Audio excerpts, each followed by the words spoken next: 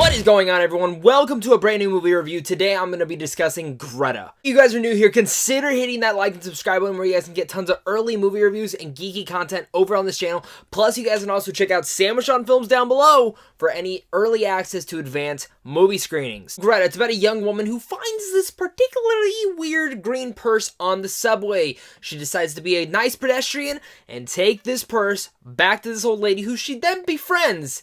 And turns out it's not everything that it seems to be. The film was directed by Neil Jordan and stars Isabelle Huppert, Chloe Grace Moretz, and Maika Monroe. And I gotta say, I'm actually a big fan of the cast in here. I love Chloe Grace Moretz, and I love Maika Monroe and whatever they've been doing. So, perk me up, I was a little bit excited for Greta. It seemed different, and it seemed unique to its own way.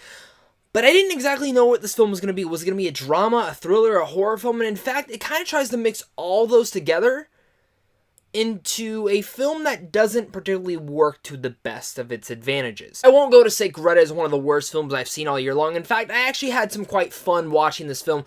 Maybe not for all the right reasons, but I did have fun watching this film.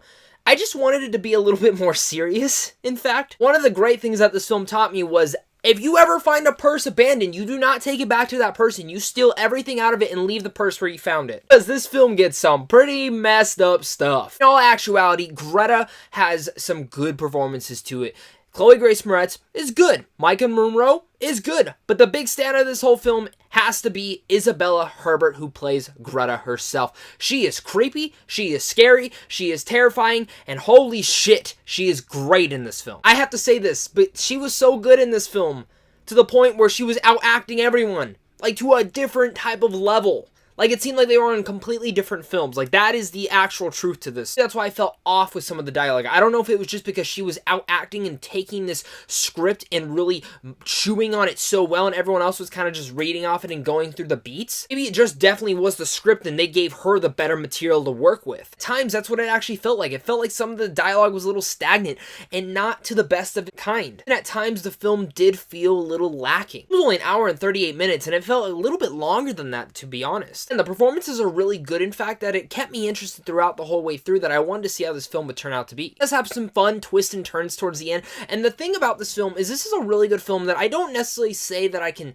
say run out to the theater and see, but if you see it on a streaming service for free, like a Netflix or a Hulu, it would be a good time to, like, get some people around, get some popcorn, sit down and watch it, because it is one of those films that you get really into. Like, me and my friend were sitting there, like, trying not to say stuff, like, out loud, because I didn't want to disturb everyone in the theaters, but we were like, get her, hit her, do this, do that, do this, and we all have those types of movies where they get super into it, where you're cheering, where you're roaring, and maybe it's not one of those films where you're going to be cheering all the way through, but it's a film that definitely you'll get interactive, where you're like, get the there. I love those types of films where you can really interact and have fun, where I don't know if that's directly what the director wanted us to do, but that's how the film got me, and I think this is a good film to get a bunch of your buddies together and watch at home with a big bucket of popcorn, tons of butter and M&Ms all sprinkled in there, because that's how I like my popcorn. And I also have to say, the thing I really liked about Greta was the soundtrack and the score. It was very elegantly pushed throughout the film, and it actually had a really nice meaning to it as well. Overall, Greta is a fun film to watch. I think it does stumble and fall a bit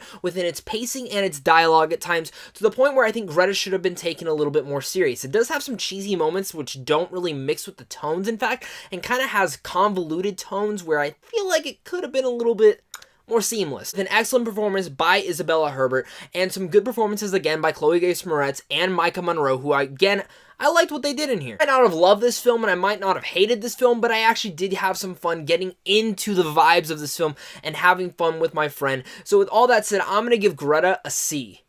Let me know what your guys' thoughts are on Greta. Do you guys like it? Did you hate it? Let's talk about it down below in the comments. And of course, guys, if you guys are new here, consider hitting that like and subscribe button again, and plus hitting up Sandwich on Films. Thank you guys again. I'll see you guys soon.